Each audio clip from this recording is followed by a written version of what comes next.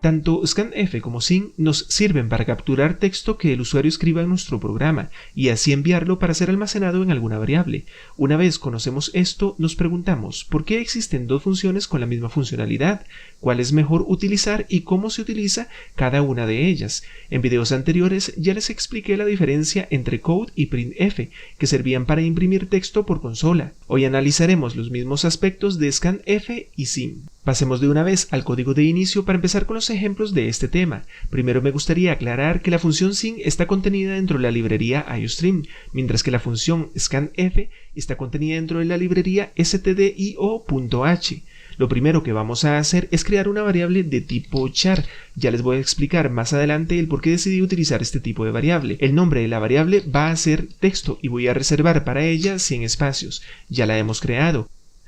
Ahora voy a ingresar a la función main para implementar la función sin, pero para esto primero voy a utilizar la función code para imprimir por pantalla un texto que diga ingrese algún texto.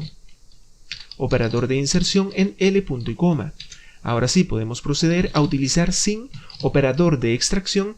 Dese cuenta que el operador de extracción está compuesto por dos veces el operador mayor que, mientras que el operador de inserción está compuesto por dos veces el operador menor que. Ahora tenemos que colocar el nombre de nuestra variable donde vamos a almacenar el texto que el usuario escriba en el programa, punto y coma. Para comprobar que esto está funcionando, vamos a utilizar otro code que diga el texto ingresado es dos puntos espacio, operador de inserción, el nombre de la variable donde supuestamente ya hemos capturado el texto, operador de inserción nuevamente en L punto y coma. Quizás ya se ha dado cuenta que el operador de inserción es el que nos sirve para concatenar texto y variables. Podemos compilar esto y proceder a verificar que tras ejecutar nuestro programa nos pide que ingresemos algún texto.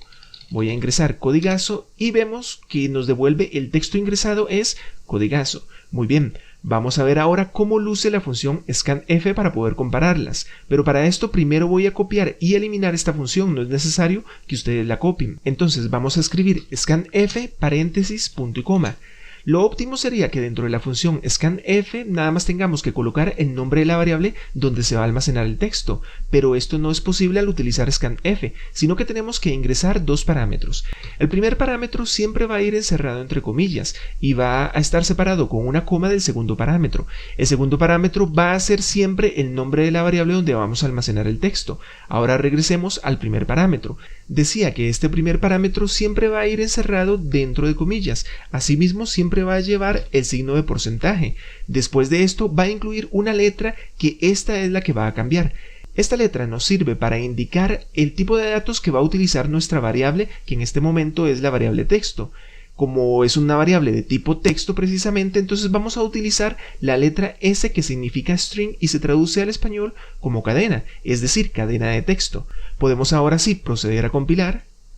Y si todo está bien, tras ejecutar nuestro programa, nos va a pedir que ingresemos algún texto. Voy a ingresar también codigazo y nos devuelve el texto ingresado es codigazo. Vamos ahora sí a comparar. Salta a la vista que la función sin tiene un método de implementación más sencillo que scanf, puesto que sin únicamente utiliza el nombre de la variable, mientras que scanf tiene estos dos parámetros, y lo peor es que este primer parámetro es bastante variable. Para evidenciar aún más esto, voy a crear una variable numérica de tipo int, precisamente le voy a llamar número. En el caso de sin, nada más voy a tener que cambiar la variable texto por número. En el caso de scanf, primero voy a tener que cambiar texto por número, pero también voy a tener que cambiar esta S por una I, puesto que I precisamente simboliza ese tipo int. Si quisiera nada más capturar un dígito que son los números del 0 al 9, entonces puedo cambiar esta I por una D, pero en este caso vamos a conservar la I. Lo peor aún es que esto todavía no está listo, y es que cuando estamos utilizando variables de tipo numérico, además tengo que añadir justo antes del nombre de mi variable el operador de dirección. Si quiere conocer más a fondo qué es este operador y los usos que se le da, en la clase de los punteros ya detallé sobre este operador, precisamente después de haber explicado sobre el operador de indirección, que es el asterisco, puesto que para comprender a fondo sobre el operador de dirección tenemos que comprender también el uso del operador de indirección. Pero por ahora eso no importa, bastará con que explique por encima que este operador de dirección me sirve para que los números que ingresen no se guarden dentro de la variable número, sino que se ingresen dentro de la dirección de memoria física del dispositivo donde también está almacenada la variable número. Puede parecernos innecesario y de hecho SIN no necesita de este tipo de operador. Lo cierto del caso es que si no le agregamos este operador no va a funcionar scanf con variables de tipo numérico. Esto ya son dos motivos que hacen que prefiramos SIN sobre el uso de scanf. Ahora me dispongo a responder dos preguntas con una misma respuesta. Estas son: ¿por qué existen estas dos funciones que tienen una misma funcionalidad? ¿Y cuál de las dos es más recomendada? Existen estas dos funciones porque en verdad scanf fue creada dentro de C y por lo tanto ha sido heredada al lenguaje de programación C++. Si usted está programando en C, ni siquiera tiene la alternativa de elegir entre estas dos funciones. Por fuerza tendrá que utilizar scanf, aunque realmente aprender a utilizar scanf no es tan imposible, nada más tomará un poco de estudio más a fondo, principalmente de estos parámetros tan cambiantes. En el caso que usted esté programando dentro del lenguaje C++, puede elegir entre scanf y SIN. El uso de scanf no supone ningún problema dentro de C++. No obstante, la recomendación es que a partir de ahora se olvide de scanf, y es que, como puede observar, el uso de SIN es mucho más sencillo. Otra ventaja que tiene el uso de SIN dentro del lenguaje C++ es que podemos utilizar también el tipo de datos string. En este caso voy a crear una variable que se llame texto2. Podemos colocar aquí el nombre texto2. Si usted está utilizando scanf, no puede combinarlo con el tipo de datos string aunque esté programando dentro de C++.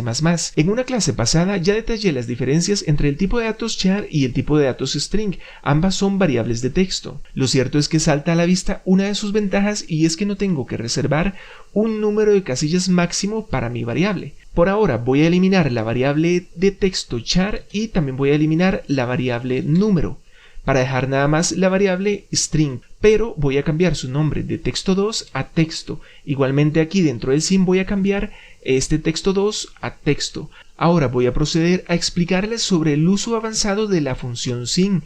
Podría parecer que con esto es más que suficiente, pero en verdad voy a volver a compilar aquí y mostrarles que existía un problema. Tras ejecutar el programa, yo ingresé la palabra codigazo y vimos que nos la devolvió justo como lo queríamos. Pero ¿qué pasaría si yo, en lugar de ingresar una sola palabra, quiero ingresar un texto que esté compuesto por varias palabras? Por ejemplo, codigazo, cursos de programación actualizada. Al presionar Enter, nos damos cuenta que solo ha registrado la palabra codigazo hasta la coma, y justamente cuando detecta el primer espacio, ya no me capta más texto. Eso se debe a que esta es la forma sencilla de implementar la función SIN. Recordemos que ciertamente el lenguaje C y el lenguaje C++ tienen una mayor versatilidad que otros lenguajes como el Python, el Java y el PHP, pero esa mayor versatilidad también es al costo de que necesitamos especificar más cosas para realizar ciertos procedimientos más avanzados. Y capturar toda una línea de texto o todo el texto que el usuario ingrese en nuestro programa es algo más avanzado.